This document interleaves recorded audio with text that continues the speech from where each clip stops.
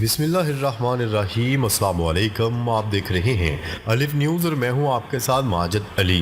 شامل کرتے ہیں پاکستان اور دنیا بھر سے بریکنگ نیوز ہیڈ لائنز۔ ایرانی صدر ابراہیم رئیسی کے ہیلی کاپٹر حادثے کی تفصیلات سامنے آ گئیں۔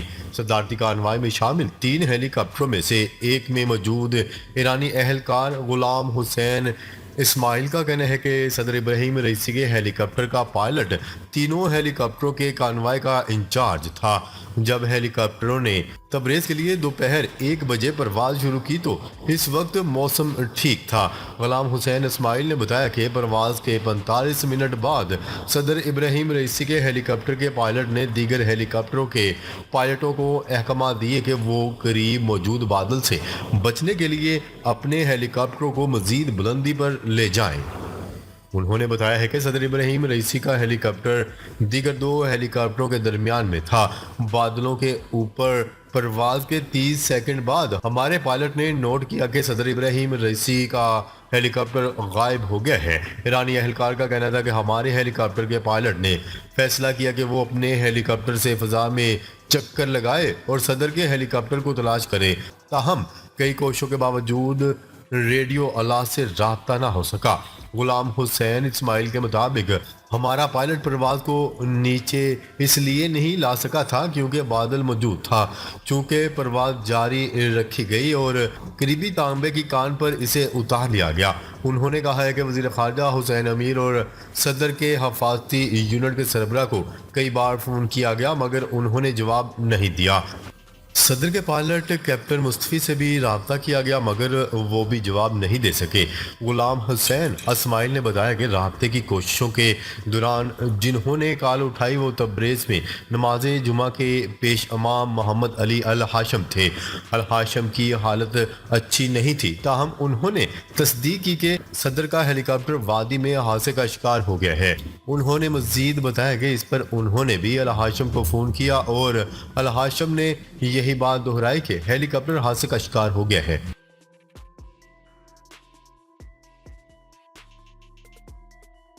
خبر کے اگلے حصے میں بات کرتے ہیں ایرانی صدر ابراہیم رئیسی کے ہیلی کاپٹر حادثہ پر ترک میڈیا نے ہولناک سوالات اٹھا دیے۔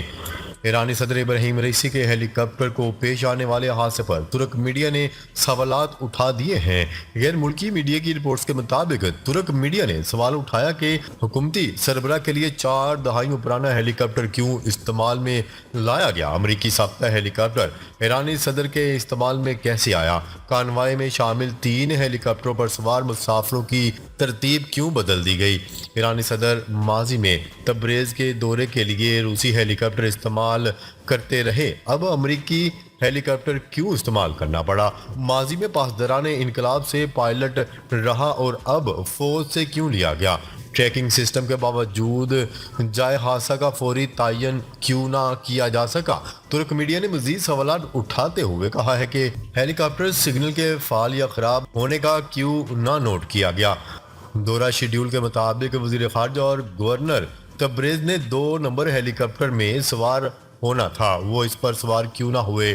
واضح رہے کہ ایرانی صدر ابراہیم رئیسی کے ہیلی کاپٹر کو حادثہ کیسے اور کیوں پیش آیا، تحقیقات شروع کر دی گئی ہیں۔ ایرانی چیف آف اسٹاف نے اعلیٰ سطح کی تحقیقاتی کمیٹی تشکیل دے دی ہے۔ تحقیقاتی کمیٹی کے سربراہی چیف آف اسٹاف کے ڈپٹی کوارڈینیٹر کر رہے ہیں۔ تحقیقاتی کمیٹی میں فوجی افسران اور تکنیکی ماہرین بھی شامل ہیں۔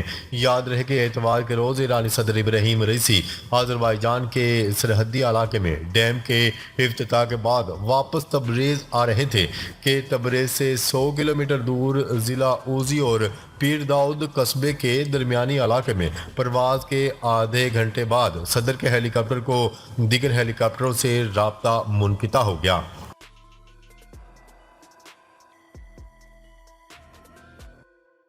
خبر کے اگلے حصے میں بات کرتے ہیں اسرائیلی حملوں کی وجہ سے غزہ میں امدادی سامان اور ایندھن کی شدید قلت ہو گئی۔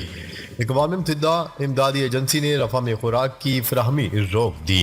اسرائیلی فوج نے شمالی غزہ کے کمال ادوان ہسپتال کا محاصرہ کر لیا۔ اس کے علاوہ اسرائیلی ٹینکوں نے ہسپتال کی ایمرجنسی کے دروازے پر گولہ باری کی۔ ہسپتال سے عملے، مریضوں اور زخمیوں کا انخلاء کا हुक्म दिया गया है। याद रहे कि इसराइल पिछले 8 माह से गजा में अपने वहशियाना कार्रवाइयाँ जारी रखे हुए है, मगर वो अब तक फ़लस्तीनी मुज़ाहमती तंजीम हमास को शिकस्त देने में नाकाम रहा है, जिसके बाद अब इसराइल के अंदर से नेतन्याहू हुकूमत की जंगी हिकमत अमली पर सवालात उठाए जा रहे हैं, जबकि इसराइल को गजा के अलावा शहरियों पर हमले करने की वजह से आलमी दबाव का सामना भी करना पड़ रहा है।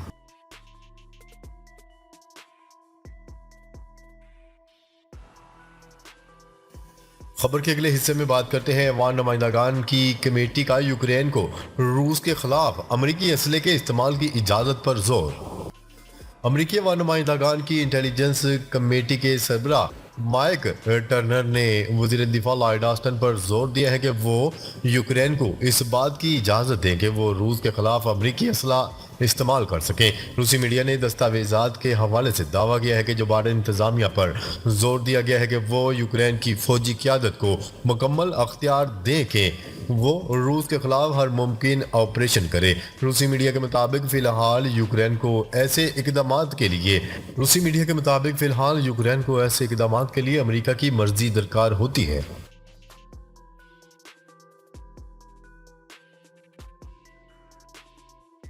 खबर के अगले हिस्से में बात करते हैं रूस ने नॉन स्ट्रेटजिक जौहरी हथियारों की तैयारी और इस्तेमाल की अमली मशकें शुरू कर दी। रूसी वजारत दिफा के मुताबिक ये मशकों का पहला मरहला है जो सिदरन मिलिट्री डिस्ट्रिक्ट में किया जा रहा है। इन मशकों की वीडियोस भी जारी कर दी गई हैं।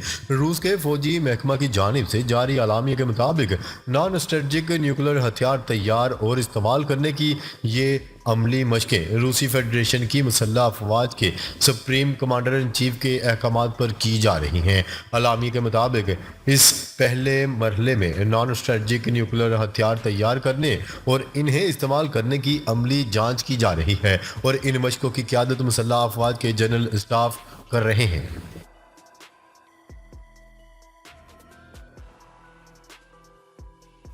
खबर के अगले हिस्से में बात करते हैं वज़ीर आज़म शहबाज शरीफ सरकारी दौरा पर 23 मई को मुत्तहिदा अरब अमारात रवाना होंगे, जहां वो मुत्तहिदा अरब अमारात की क़यादत से मुलाकात करेंगे। तफसीलात के मुताबिक वज़ीर आज़म शहबाज शरीफ 23 मई को मुत्तहिदा अरब अमारात का दौरा करेंगे।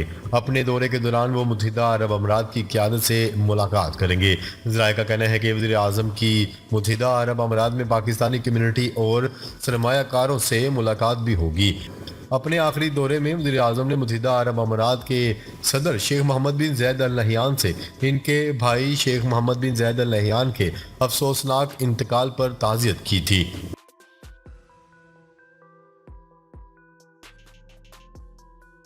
खबर के अगले हिस्से में बात करते हैं रूस ने यूक्रेन में अहम कामयाबी हासिल कर ली। रूसी फौज ने यूक्रेन में लोहानस्क के इलाके बेलोगोरोका बस्ती का मुकम्मल कब्जा कर लिया। रूसी वजारत दिफा की तरफ से जारी करदा बयान में कहा गया है कि रूसी फौज यूक्रेन में लड़ाई जारी रखे हुए है। फाल कार्रवाइयों के नतीजे में जनूबी फौजी ग्रुप के दस्तों ने लोहानस्क अवामी जमहूरिया में बेलोगोरोका बस्ती को आज़ाद करवा कर फ़ायदामंद पोजीशन हासिल कर ली।